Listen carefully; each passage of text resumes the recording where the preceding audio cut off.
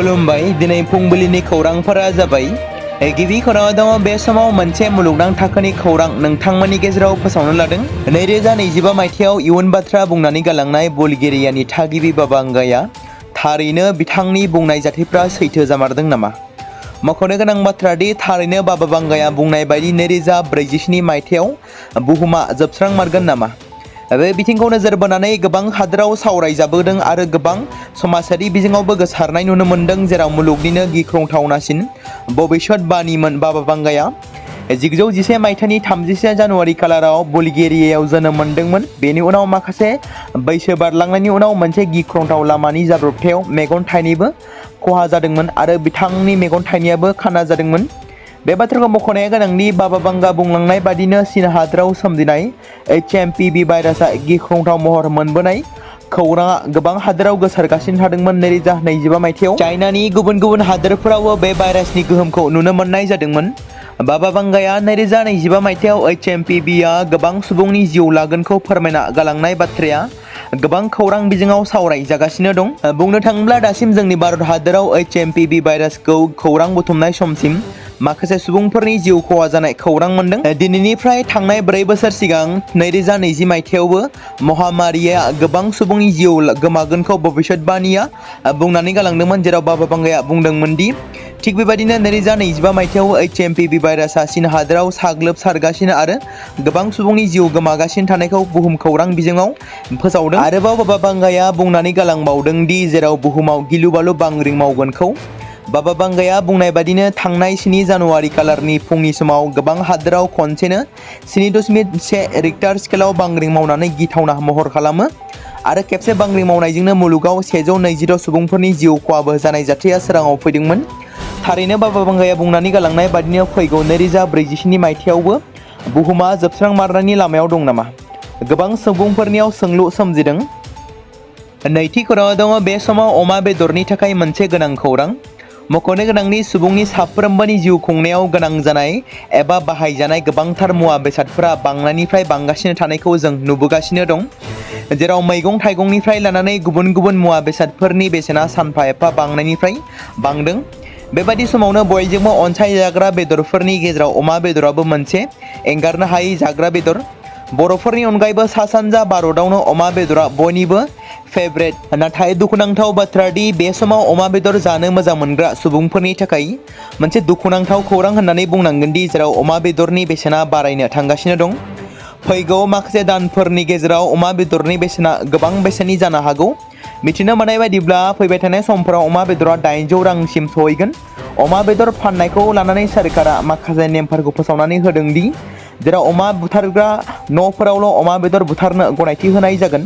गोदान नेमखान्थि फोसावदों दि सोरखारा जेराव अमायाव सोमजिनाय बेरामफोरखौ नोजोर होनानै रायजो सोरखारा गुबुन गुबुन रायजोनिफ्राय लाबोनानै अमा फाननायखौ बन्द' खालामनो फोसावदों आरो अमा बेदर फाननाय समाव माखासे नेमखान्थि मानिनानै सोलिनो थाखाय फोसावदों सोरखारा। बेनि उनाव दायो अमा बेदर फानग्राफोराबो अमा बेदरनि बेसेनखौ बांहोनो थांखि लादों रायजोआव।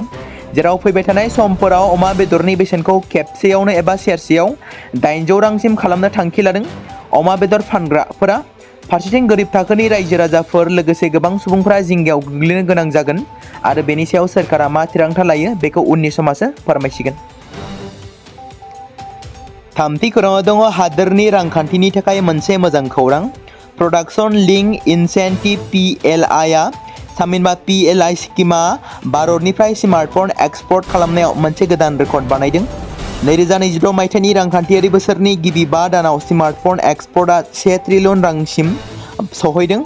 मख'नो गोनांदि आमेरिकाजों टेक्सनि दान्थे बिदान्थेनि जाहोनाव एक्सपर्टआव गाज्रि थासारि सोमजिनायनि उनावबो PLI स्किमजों सामलायजानाय एबा सालायजानाय स्मार्टफन सेगमेन्टआ रांखान्थियारि बोसोर 26 नि गिबि 5 दानाव 1 ट्रिलियन बारदों जायखौ सोरखारा फोरमायथिदों।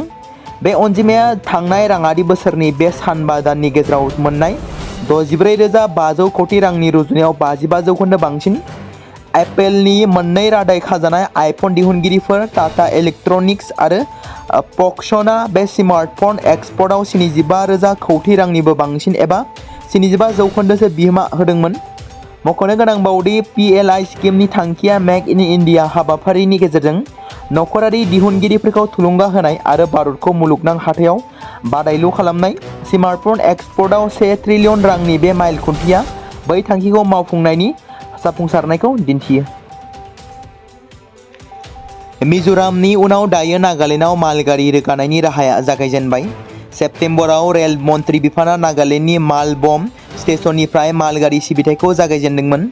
तेलेंगानानि 41 वैगन सिमेन्ट गोनां गिबि इनवार्ड रेकखौ 24 सेप्तेम्बराव मालबमाव जाफुंसारै बेखेवनाय जादोंमोन। बेनि उनाव 25 सेप्तेम्बर खालि मालबमनिफ्राय जिर'सिम अन्थाइनि सिपजों बुंफबनाय गं 42 वैगनफोरखौ दैथायहरनाय जादोंमोन। मोनसे बिबुंथियाव हादोरारि हान्थामेला एजेन्सिया फोरमायथिनाय बायदिब्ला दावबायारि आरो माल रोगाग्रा सिबिथाय मोन्नैनिबो बांबोनाय गोनांथिया दिन्थिदों दि रेल फोनांजाबा सा-सानजायाव जिउखौ माबोरै सोलिगासिनो दं। मख'जाथावदि बे गोदान फोनांजाबनाया रांखान्थियारि जौगानाय, ओनसोलारि हाथाइ बाजारफोराव साबसिन सौहैनाय आरो फालांगि आरो साख्रिनि गोदान खाबुफोरखौ मिजिंथियो। मख'नो गोनांदि मिज'रामनिफ्राय दावबायारि आरो माल रोगाग्रा सिबिथाय मोन्नैखौबो जाफुंसार महरै जागायनायनि उनाव भारतारि रेलवेआ दा नागालेन्डनिफ्राय माल गारिनि हाबा-हुखाखौ जागायजेनबाय। 13 सेप्तेम्बराव गाहाय मन्त्रि नरेन्द्र मोदीआ भैरबी-चिरां रेलवे लाइन मावथांखिखौ बेखेवनायनि उनावनो मिज'रामाव हायुंआरि रेलवे नेटवर्कजों रेल फोनांजाबखौ गायसनदोंमोन। भारतनि कमेडियान कपिल शर्माया गाज्रि समावबो रैखाथि मोनाखैमोन। गुबुन मोनसे गुलि गावनायनि जाथाया कानाडानि कपिलनि केपेआव जादों, जेराव थांनाय 4 दाननि सिगां बेयो थामथि गाग्लोबनाय होननानै मख'दों। सिगांनि रुजुनायाव थावनियाव रैखाथि बांनायनि उनावबो गाग्लोबग्राया फिन गुलि गावफिनदों, जायनि जाहोनाव गोबां फिनजाथायबो सोमजिदों। मख'नो गोनांदि कपिल शर्मानि कानाडायाव थानाय केप्स केपेआव गुलि गावनायनि जाथाया गिबियै जुलाइ दानाव आरो नैथि खेब आगस्त दानाव जादोंमोन। दिवालीनि सिगां थामथि गुलि गावनाया कपिलनि केपेआव जादोंमोन। कपिल शर्मानि केपेआव सिगांनि गुलि गावनाय जाथायनि दायखौ लरेन्स बिश्नोई गेंआ लादोंमोन। बे एखे हानजायानो थामथि गाग्लोबनायनि बिबानखौबो लादों होनना सुलुङाव फोरमायदों। बे गेंआ बलिउडनि सेलिब्रिटिफोरनि मुंफोरखौ लानानै सिगि-सिग' खालामनो थाखाय गोबां नाजाबोबाय थादों। फारसेथिं कपिलनि केपेआव गुलि गावनायनि भिडिअ'फोरखौबो ससियेल मिडियायाव शेयार खालामनाय जादोंमोन। बेफोराव माखासे सुबुंफोरखौ गारिनि सिंनिफ्राय केपेआव गुलि गावनाय नुनो मोननायबो जादोंमोन। गाग्लोबनायनि दायखौ लानानै गल्डी डिल्लन आरो कुलदीप सिद्धूआ ससियेल मिडियायाव पस्ट होदों दि बेनि उनाव कानाडा सोरखारा बिश्नोई हानजानि हेंथायै राहा लादों होनना मिथिमोनदों। मिरु सोरखारा टेक्स बर्डनि 56थि मेलाव फोसावदों दि GST 2.0 खौ हादोरनि टेक्स खान्थियाव मोनसे गोदान माइल खुन्थिया मानिनाय जागोन। 2017 मायथाइनि जुलाइ दानाव गुड्स एन्ड सार्भिस टेक्स थामहिनबा GST जागायनायनि उनाव हादोराव मोनसे गुबुन रोखोमनि टेक्स खान्थि नुजादों। दानिया गोदान रोखोम GST 2.0 जों सोरखारा मिजिंथिदों दि टेक्स खुंथाया बांसिन डिजिटेल, बिथा खालामनाय आरो नोगोरारिफोरनि थाखाय मोजां जागोन। बे बेलायाव रांखान्थि बिफाना बुंनाय बादिब्ला गोदान खान्थिनि सिङाव टेक्स फाइलिं खालामनाय, रां होनाय आरो अडिटिं राहाया गोरलै जागोन। बेनि अनगायैबो फिसा आरो गेजेर महलनि मावदांसाफोरनो MSMEनि जर'खा मुलाम्फा होनाय जागोन। GST 2.0 आ टेक्स बुथुमनायनि मोनसे गोदान महरल' नङा, बेयो भारतारि रांखान्थिखौबो बांसिन आब्रुथि गोनां गोख्रोंथि खालामगोन आरो बिदिनो रायजो आरो मिरु सोरखारनि गेजेराव खाजोना राननाय खान्थियाबो बांसिन गोहोम गोनां जागोन होनना मिजिंथिनाय जादों। मख'नो गोनांदि साबोन, सेम्पु, खानाय थाव, पाउडार आरो टुथपेस्ट बायदि गावारि जोथोन लाग्रा मुवाफोरनि GSTनि दरखौ 12% आरो 18% खमायनानै 5% खालामनाय जादों। बे राहाया FMCG कम्पानिफोरखौ बेसेन थि खालामनायनि सोलायथायनि हरखाब मुलाम्फा होगोन, जायजों बिसोर ग्राहकफोरनिफ्राय मोननाय गासै रां आरो मोनसे गेदेर बाहागोखौ लाखिनो हागोन होनना मिथिहोदों। थारैनो बर'नि बिर जोहोलाव रन्जन दैमारिखौ BTCनि BPF दोलोनि सोरखारा एबा हाग्रामा महिलारिनि सोरखार खुंथाया उदां खालामनो हागोन ना? बे बाथ्राखौ लानानै दायो गोबां सोंथि दिखांदों दि मख'नो गोनां बाथ्रा दि BTC खुंथायाव गैयै समाव हाग्रामा महिलारि बिथाङा जों सोरखाराव फैयोब्ला रन्जन दैमारिखौ जोबथेसालिनिफ्राय उदां खालामगोन, बेयो रोखा होननानै बाथ्रा बुंदोंमोन खौरांगिरिनि सिगाङाव। बे सोंथिया दायो सुबुंफोरनि गेजेराव नुजाथिदों।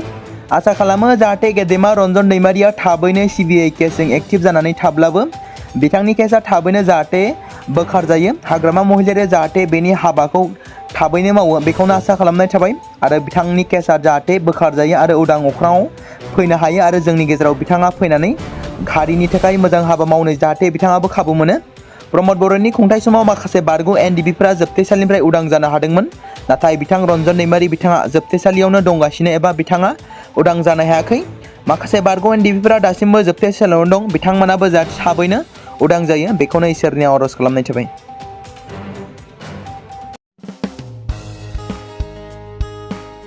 बे समाव मोनसे गोनां फोसावथाय बर' सावथुन नायनानै मोजां मोनग्रा गासै बर' रायजो राजाफोरनि गेजेराव लानानै फैदों मोनसे बर'नि OTT प्लेटफर्म गोनां जाय प्लेटफर्मनि गेजेरजों नोंथांमोना बर'नि गोदान गोजाम सावथुनफोरखौ नुनो मोनगोन। थांनाय माखासे बोसोर सिगां बर'नि गेजेराव लानानै फैनाय निउबो एप बायदिनो फिन आरोबाव लानानै फैदों बर' रायजो राजाफोरनि थाखाय। बे बाथ्राखौ मख'नाया गोनांदि 2025 मायथाइनि जानुवारि दानाव ओंखारनाय आंगो स्ट्रीम मुंनि मोनसे OTT प्लेटफर्म गोनां निउबो एपनि गेजेरजों नोंथांमोना गोबांथार बर'नि सावथुनफोर जेरै ट्रेजेडी, रमान्टिक, एक्शन आरो कमेडीजों बुंफबनाय सावथुनफोरखौ नुनो मोनगोन। जेरै सनानि नखर, थांखि गैयै समाज, अनसुला आफा, हिर', बिमा बायदि बाजै, अर, थैसाम, वान्टेड, संदान आरो रं नाम्बार बायदि सावथुनफोरा मख'जाथाव। बेफोर सावथुनफोरखौ नायनो थाखाय नोंथांमोना गिबियावनो आंगो स्ट्रीम एपखौ गाव गावनि मबाइलाव थानाय प्ले स्ट'रनिफ्राय डाउनल'ड खालामनानै लोगोसे इनस्टल खालामनानै गावनि मबाइल नाम्बारजों लगइन खालामनानै लाग्रोनांगोन। बेनि उनाव नोंथांमोना गोबांथार नुनो मोनै सावथुनफोरखौ गुगोल पे, फन पे आरो पेटिएमजों रं नाम्बार सावथुनखौ नायनो थाखाय 60 रां आरो संदान सावथुनखौ नायनो थाखाय 80 रां, वान्टेड सावथुनखौ नायनो थाखाय 60 रां, थैसाम सावथुनखौ नायनो थाखाय 60 रां बेबायदिनो गोबांथार नुनो मोनै सावथुनफोरखौ नायनो थाखाय सुबिदा खालामनानै होदों आंगो स्ट्रीम प्लेटफर्मा। फिन नोंथांमोननि गेजेराव फोरमायबावनो लादों बर' सावथुन नायनानै मोजां मोनग्रा गासै बर' रायजो राजाफोरनि गेजेराव लानानै फैदों मोनसे बर'नि OTT प्लेटफर्म गोनां जाय प्लेटफर्मनि गेजेरजों नोंथांमोना बर'नि नुनो मोनै सावथुनफोर जेराव गोदान गोजाम सावथुनफोरखौ नुनो मोनगोन। बे बाथ्राखौ मख'नाया गोनांदि 2025 मायथाइनि जानुवारि दानाव दिहुनजानाय आंगो स्ट्रीम मुंनि मोनसे OTT प्लेटफर्म गोनां एपनि गेजेरजों नोंथांमोना गोबांथार बर'नि ट्रेजेडी, रमान्टिक, एक्शन आरो कमेडीजों बुंफबनाय सावथुनफोरखौ नुनो मोनगोन।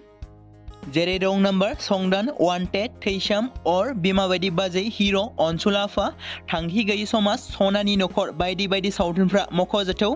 बेफोर सावथुनफोरखौ नायनो थाखाय नोंथांमोना गिबियावनो आंगो स्ट्रीम एपखौ गाव गावनि मबाइलाव थाखानाय प्ले स्ट'रनिफ्राय इनस्टल खालामनानै गावनि मबाइल नाम्बारजों लगइन खालामखांनायनि उनाव नोंथांमोना गोबांथार नुनो मोनै सावथुनफोरखौ गुगोल पे, फन पे आरो पेटिएमजों रं नाम्बार सावथुनखौ नायनो थाखाय 60 रां, संदान सावथुनखौ नायनो थाखाय 80 रां, वान्टेड सावथुनखौ नायनो थाखाय 60 रां, थैसाम सावथुनखौ नायनो थाखाय 60 रां बेफोरबायदिनो अर सावथुनखौ नायनो थाखाय 60 रां पे खालामनांगोन। बेबायदिनो गोबांथार नुनो मोनै बर' सावथुनफोरखौ नायनो थाखाय सुबिदा खालामनानै होदों आंगो स्ट्रीम प्लेटफर्मा।